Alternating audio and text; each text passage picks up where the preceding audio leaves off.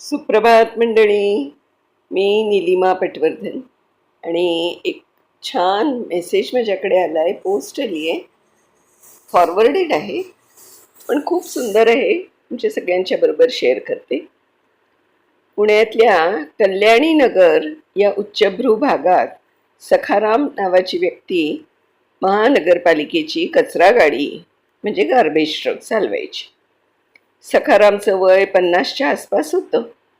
अंगावर निळा गणवेश, हातात ग्लोव्ज आणि चेहऱ्यावर मास्क. सखारामचं एक वैशिष्ट्य होतं.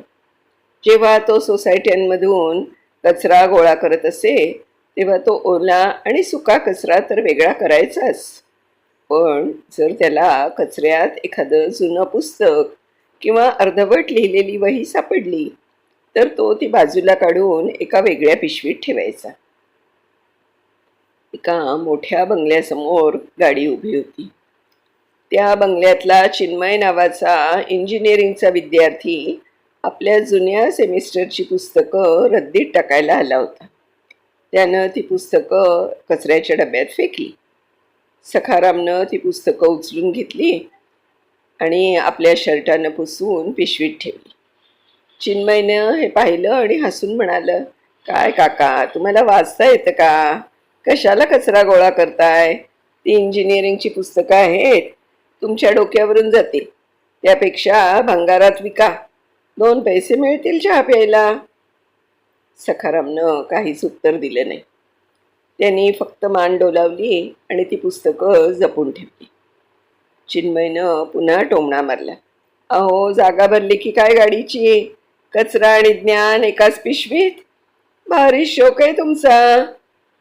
सखाराम शांतपणे म्हणाला, "साहेब, ज्याला पोटाची भूक असते त्याला अन्नाची किंमत कळते, आणि ज्याला ज्ञानाची भूक असते त्याला अक्षराची किंमत कळते. ही तुमच्यासाठी रद्दी असेल, पण कोणातरीसाठी हे भविष्य आहे." चिन्मयला काही ते कळलं नाही. तो हसून निघून गेला. 6 महिने उलटले. चिन्मयच्या कॉलेजची NSS म्हणजे राष्ट्रीय सेवा योजना, त्याची टीम एका ग्रामीण भागात शिबिरासाठी म्हणजे कॅम्पसाठी गेली होती. ते गाव खूपच मागासलेलं होतं. तिथे शाळा नव्हती, लाईट नव्हती. पण गावकऱ्यांनी सांगितलं की आमच्या गावात एक मोफत वाचनालय आहे, जिथं आमची पोरं संध्याकाळी शिकायला जातात. चिन्मय आणि त्याचे मित्र कुतूहलाने त्या वाचनालयात गेले. ते वाचनालय एका पत्र्याच्या शेडमध्ये होतं, पण आतलं दृश्य बघून चिन्मय थक्क झाला. तिथे लाकडी कपाटांमध्ये हजारो पुस्तकं अतिशय नीटसपणे लावलेली होती. त्यात कादंबऱ्या होत्या, विज्ञानाची पुस्तकं होती, स्पर्धा परीक्षेची पुस्तकं होती आणि इंजिनिअरिंगची सुद्धा पुस्तकं होती. तिथं 50-60 गरीब मुलं ज्यांच्या अंगावर धड कपडे नव्हते, ती मुलं त्या पुस्तकांमध्ये डोकं घालून अभ्यास करत होती. चिन्मयने एका मुलाला विचारलं, "हे वाचनालय कोणाचं आहे? सरकारचं आहे का?" तो मुलगा म्हणाला, "नाही दादा, हे आमचे सखाराम बाबा आहेत ना, त्यांनी बनवले. ते शहरात कचरा गाडीवर काम करतात. दर रविवारी ते गावी येतात आणि पोत्यात भरून पुस्तकं आणतात. ते म्हणतात, माझ्याकडे पैसे नाहीत शाळा बांधायला, पण रद्दीतून वाचनालय तर बनवू शकतो ना." चिन्मयच्या पायाखालची जमीन सरकली. सखाराम, तोच कचरा वेचणारा माणूस? तेवढ्यात सखाराम तिथे आला. त्यानं डोक्यावर एका पुस्तकांचा गठ्ठा घेतलेला होता. त्याच्या अंगावर तोच निळा मळका गणवेश होता. चिन्मयला बघून सखाराम हसला. "अरे साहेब, तुम्ही इथे? ओळखलं का मला? मी तोच तुमच्या बंगल्यासमोरचा कचरावाला." चिन्मयला काय बोलू सुचेना. त्याच्या डोळ्यात पाणी आलं. त्याने सखारामच्या हातातलं ते पुस्तक पाहिलं. ते पुस्तक दुसरं तिसरं काही नसून 6 महिन्यांपूर्वी चिन्मयने जे पुस्तक कचरा म्हणून फेकून दिलं होतं आणि सखारामला अडाणी म्हणून हिणवलं होतं ना, तेच पुस्तकात सखारामच्या हातात होतं. चिन्मय धावत गेला आणि त्यानं सखारामचे पाय धरले. "काका, मला माफ करा. मी तुम्हाला अडाणी समजलो, पण तुम्ही खऱ्या अर्थाने सुशिक्षित आहात. मी इंजिनियर झालो, पण पुस्तकाची किंमत मला नाही कळली. तुम्ही कचऱ्यातून सोनं शोधून या मुलांचं भविष्य घडवलंय. आज मला कळलं की शाळा इमारतीमुळे नाही, तर माणसांमुळे मोठी होते. सखारामनं चिन्मयला उठवलं. रडू नकोस आहे. फक्त एक विनंती आहे. पुढच्या वेळी रद्दी विकताना विचार करा.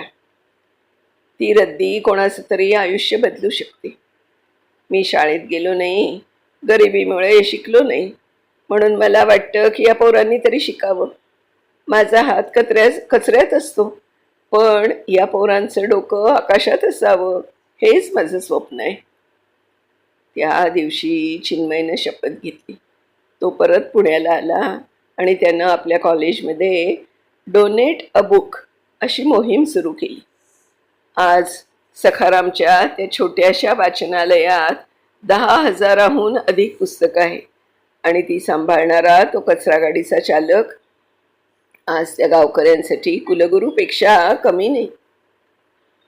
कोणाच्याही कामावरून त्याची बुद्धिमत्ता आणि दानत ठरवू नका. एक कचरा वेचणारा मनुष्यसुद्धा समाजासाठी विद्यापीठ उभा करू शकतो. ज्ञान हे पुस्तकात असतं, पण शहाणपण हे संस्कारात असतं. जुनी पुस्तकं फेकून देण्यापेक्षा ती गरजूंपर्यंत पोचवा. खूप छान पोस्ट आहे. खूप छान संदेश मिळाला आहे ह्याच्यातनं. मला पण असं वाटतं की आपल्यासारख्या सगळ्यांनी आपल्या घरात जी काही पुस्तकं असतील ना, ती अशी गरजूंच्यापर्यंत पोचवावीत. कोणीतरी तर सखाराम असेलच आपल्या आजूबाजूला की जे अशा पुस्तकांना कुठेतरी नीट योग्य ठिकाणी पोचवतील. तर बघा, प्रयत्न करूया सगळेजण मिळून आणि डोनेट अ बुक अशी स्कीम सुरू करून एक छानसं वाचनालय आपण उभं करूया. धन्यवाद. खूप छान पोस्ट आहे. उद्या पुन्हा अशाच एका छानशा पोस्टसह भेटणार आहोत.